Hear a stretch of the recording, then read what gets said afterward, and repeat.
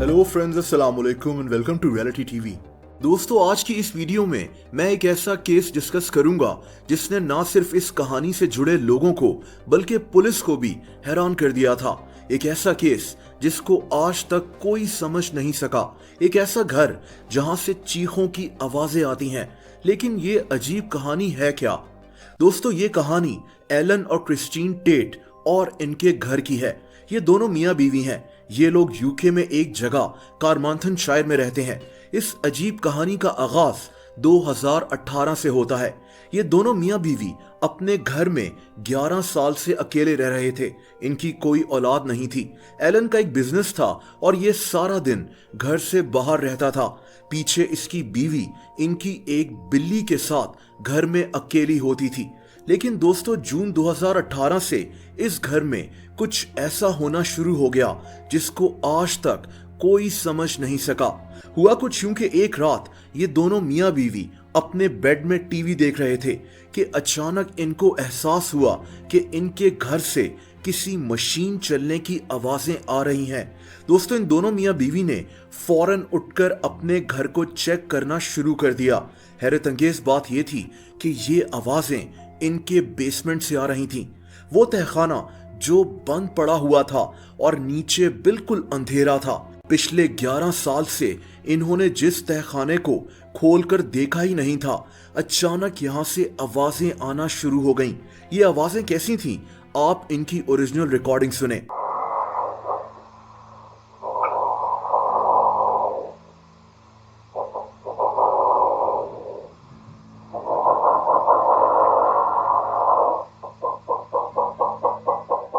दोस्तों, मशीन चलने की ये आवाज आहिस्ता आहिस्ता चीखों की आवाजों में बदल गई, जैसे कई लोग मिलकर जोर जोर से चीख रहे हों।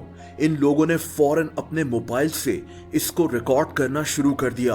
आप चीखों की ये आवाजें सुने।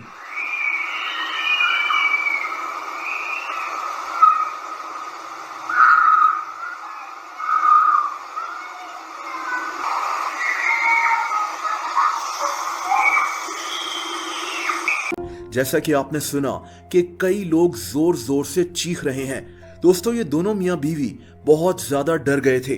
अगले दिन एलन ने अपने घर के आसपास जाकर भी चेक किया, लेकिन इस इलाके में वैसे ही बहुत खामोशी रहती थी।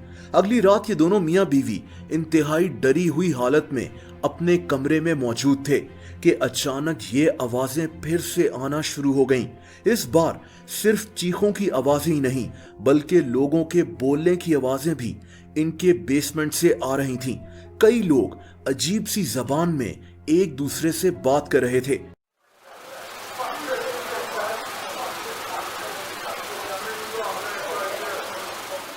दोस्तों, ये सिलसिला रुका ही नहीं। दिन पर दिन गुजरते गए और इनके खाली बेसमेंट से ये अजीब आवाजें आती रहीं। चीखें हो, कुत्तों का भौंकना हो, मशीन का चलना हो या फिर लोगों का बातें करना हो, इन सब आवाजों को एलन और इसकी बीवी रिकॉर्ड करते रहे।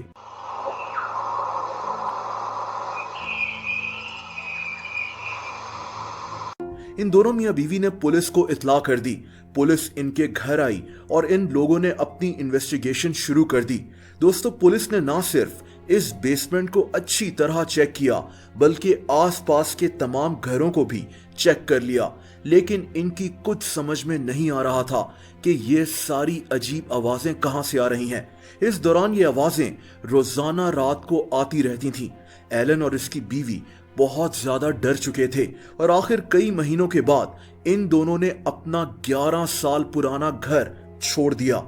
लेकिन इन लोगों के पास कई 100 घंटों की रिकॉर्डिंग्स मौजूद थीं, जिनमें वो सारी आवाजें रिकॉर्ड हुई हुई थीं।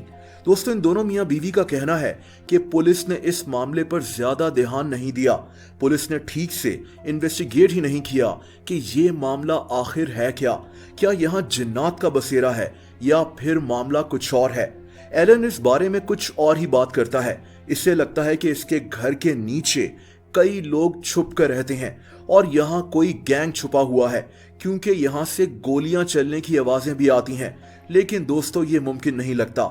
आज ये घर बिल्कुल खाली पड़ा हुआ है, लेकिन आज भी ये आवाजें इसके तहखाने से आती हैं। एलन और इसकी बीवी 2.5 साल पहले ही इस घर को छोड़ चुके हैं, लेकिन एलन आज भी पूरी कोशिश कर रहा है कि पुलिस इस मामले को इन्वेस्टिगेट करे। दोस्तों, आप गेम्स खेलते हैं कि नहीं? आपने कभी मारियो खेली है कि नहीं? इससे फर्क नहीं पड़ता। आपने मारियो के बारे में सुना जरूर होगा। सुपर मारियो तारीख की सबसे मशहूर और कामयाब गेम्स में से एक है, लेकिन ये गेम और मारियो का मशहूर कैरेक्टर बने कैसे? मारियो असल में कौन था? यही इंटरेस्टिंग कहानी आप इस वीडियो में देखेंगे। दोस्तों, निंटेंडो एक जापानीज गेम कंपनी है जो इलेक्ट्रॉनिक्स की चीजें भी बनाती है। 1980s में निंटेंडो बहुत ही सिंपल सी गेम्स बनाती थी जो लोगों को इतनी पसंद नहीं आती थी, जैसा कि ये गेम जिसका नाम रडार स्कोप था। इस गेम को बनाने वाले आदमी का नाम शिगेरो मियामोतो था। ये एक गेम डिजाइनर था और निंटेंडो में जॉब करता था। शिगेरो जापान में ही रहता था। निंटेंडो की सारी गेम्स फ्लॉप हो रही थीं और लोगों को पसंद नहीं आ रही थीं। इसीलिए इन्होंने शिगेरो को एक ऐसी गेम बनाने को कहा जो पूरी दुनिया, खास तौर पर अमेरिका में काफी मशहूर हो जाए, क्योंकि उन दिनों अमेरिका गेम्स की बहुत बड़ी मार्केट बन रहा था। अब आपको जानकर हैरत होगी कि शिगेरो ने उस वक्त एक गेम बनाने का प्लान बनाया जो मशहूर कार्टून पॉपॉय के ऊपर बनाई जानी थी, लेकिन निंटेंडो को पॉपॉय के ऊपर वीडियो बनाने के राइट्स नहीं मिले। लेकिन शिगेरो के पास एक और प्लान था। इसने एक ऐसी गेम बनाई जिसका नाम डोंकी कॉन्ग था। ये गेम इसने पॉपॉय को जहन में रखकर बनाई। जैसा कि पॉपॉय में 3 कैरेक्टर्स होते हैं, एक लड़की का, एक विलन का और एक पॉपॉय का। डोंकी कॉन्ग में भी 3 कैरेक्टर्स थे, एक लड़की, एक विलन जो कि एक चिंपैंजी था, और पॉपॉय के कैरेक्टर को इन्होंने जंप मैन का नाम दे दिया। दोस्तों, जैसा कि आप देख सकते हैं कि ये कैरेक्टर दरअसल मारियो था जो पहली दफा डोंकी कॉन्ग नामी इस गेम में नजर आया था, लेकिन इसका नाम उस वक्त जंप मैन था। इस गेम में इसने एक लड़की को चिंपैंजी से बचाना होता था।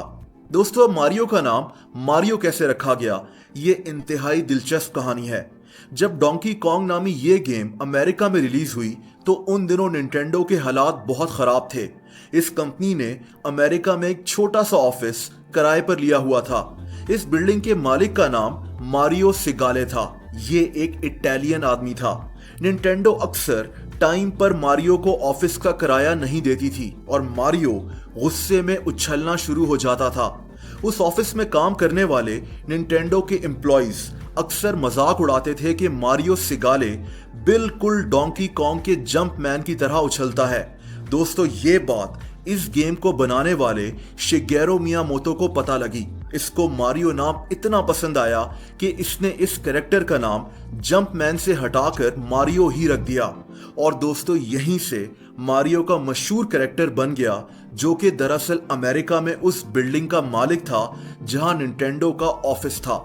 लेकिन अब सवाल ये पैदा होता है कि तारीख की मशहूर तरीन गेम सुपर मारियो कैसे बनी। दोस्तों, उन दिनों शिगेरो मियामोतो एक गेम खेलता था जिसका नाम जाउस था। शिगेरो इसी गेम के जैसी एक और गेम बनाना चाहता था। 13 सितंबर 1985 को निंटेंडो ने सुपर मारियो नामी गेम लॉन्च की, जिसको शिगेरो मियामोतो ने ही बनाया था। मारियो को इस गेम में एक प्लम्बर बनाया गया। दोस्तों, आपको सुपर मारियो में कई पाइप्स नजर आते हैं। गेम में यही दिखाया गया है कि मारियो एक इटालियन प्लम्बर है और ये इन पाइप्स में गुजरता हुआ आगे बढ़ता है। मारियो इटालियन क्यों है, आप समझ गए होंगे। वो इसलिए क्योंकि असल में जो मारियो सिगाले था वो भी इटालियन था। अब यहाँ एक और अजीब बात आपको बताता हूँ। उन दिनों ग्राफिक डिजाइनिंग बहुत मुश्किल थी, मॉडर्न टेक्नोलॉजी मौजूद नहीं थी, इसीलिए मारियो के ऐसे बाल बनाना जो रियल दिखें थोड़ा मुश्किल था। तो शिगेरो ने मारियो को टोपी पहना दी, इसको मूछें भी लगा दी ताकि इसकी नाक इतनी नोटिस ना हो। दोस्तों, सुपर मारियो देखते ही देखते तारीख की सबसे मशहूर गेम बन गई। इसकी करोड़ों कॉपीज दुनिया भर में बिकी। मारियो का कैरेक्टर दुनिया भर में मशहूर हो गया। ये कैरेक्टर अब तक 200 मुख्तलिफ वीडियो गेम्स में आ चुका है। निंटेंडो के भी दिन फिर गए। मारियो को बनाने वाले शिगेरो मियामोतो को आज एक लेजेंड समझा जाता है। दोस्तों आप लोग मुझसे इंस्टाग्राम पर भी कनेक्ट कर सकते हैं, उसका लिंक नीचे डिस्क्रिप्शन में मौजूद है। वीडियो पसंद आई हो तो वीडियो को लाइक जरूर कर दें। ऐसी इंटरेस्टिंग वीडियोस देखने के लिए इस चैनल को सब्सक्राइब कर लें और बेल आइकन पर भी हिट कर दें ताकि इस चैनल की वीडियोस के नोटिफिकेशंस आपको मिलते रहें। अपना बहुत ज़्यादा ख्याल रखें। अल्लाह हाफिज़।